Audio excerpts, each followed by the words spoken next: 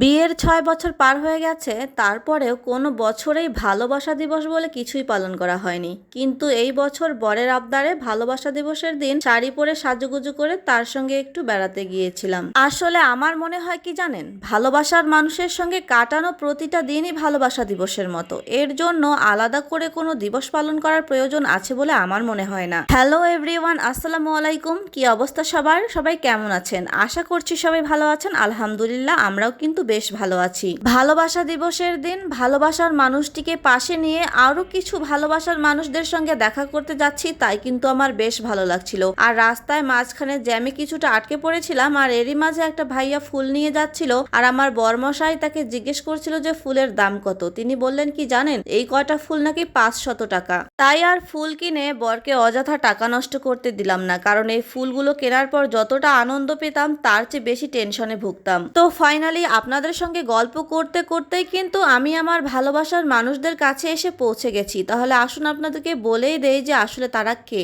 আসলে তারা অন্য কেউ নয়, তারা হচ্ছে আমার আত্মার আত্মীয়, আমার সবচেয়ে কাছের এবং প্রিয় মানুষ। আর সেই মানুষগুলো হচ্ছে আমার বড় বোন আর আমার ছোট ছোট আদরের দুইটা কিউট কিউট ভাগ্নি। দীর্ঘ 6 বছর যাবৎ ঢাকা শহরে জীবনযাপন করছি। এখানে না আছে কাছের না আছে পাশের কোনো মানুষ। এই প্রথম কাছের বলতে কেউ ঢাকা শহরে চলে এলো, তাও আবার আমার একমাত্র বড় বোন। আসলে আমার দুলাভাই যেহেতু বাংলাদেশ সেনাবাহিনীতে চাকরি করে, তাই সেই সুবাদে তারা ঢাকা শহরে 1 বছরের জন্য কোয়ার্টার পেয়েছে। তাই তাদের সঙ্গে দেখা করতে আমরা ঢাকা ক্যান্টনমেন্টে চলে এসেছি। তো দেখতেই পাচ্ছেন আমরা কিন্তু আপুর বাসায় চলে এসেছি। আর এখানে চলে এসে আমার মেয়ে একদম কান্নাকাটি শুরু করে দিয়েছে, যেহেতু নতুন জায়গা আর সব সময় সবাইকে কাছে পায় না, আর নতুন মানুষ দেখে সে খুব কান্নাকাটি করছিল বাসায় যাওয়ার জন্য। দেখতেই পাচ্ছেন সে কিন্তু জুতা হাতে নিয়ে কান্নাকাটি করছে, বাসায় যাওয়ার জন্য দরজা খুঁজে বেড়াচ্ছিল। আর ওর বাবাও যেহেতু ছিল না, তাই আরো বেশি করে কাঁদছিল। ওর বাবা আমাদেরকে নামিয়ে দিয়ে কিছু ফল মিষ্টি কেনার জন্য বাহিরে গিয়েছিল। তো অবশেষে তার বাবা কিন্তু ফিরে এসেছে, আর ফিরে এসে আমাকে খুব সুন্দর একটা সারপ্রাইজ গিফট দিয়েছে।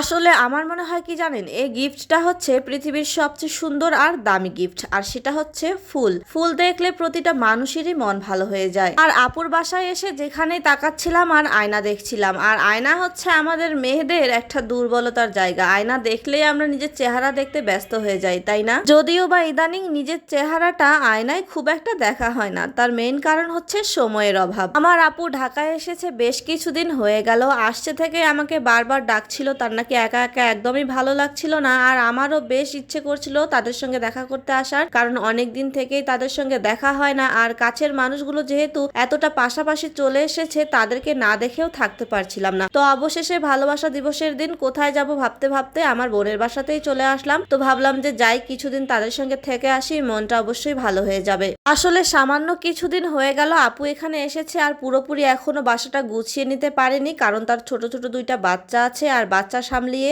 এত এত কাজ সামলানো কিন্তু অনেকটাই কঠিন হয়ে যায়। আর আমার আপু কিন্তু আমার জীবনে অনেক গুরুত্বপূর্ণ একটা মানুষ। আমরা যেহেতু শুধুমাত্র 2 বোন, আমার আপু কিন্তু আমার জীবনে অনেক বড় আবেগের একটা জায়গা। তো দেখতে দেখতে ভিডিওটির শেষ পর্যায়ে চলে এসেছি। ভিডিওটি যদি ভালো লেগে থাকে তাহলে অবশ্যই লাইক কমেন্ট শেয়ার করে পাশে থাকবেন। দেখা হবে পরবর্তীতে অন্য কোনো নতুন ভিডিওতে। আল্লাহ হাফেজ।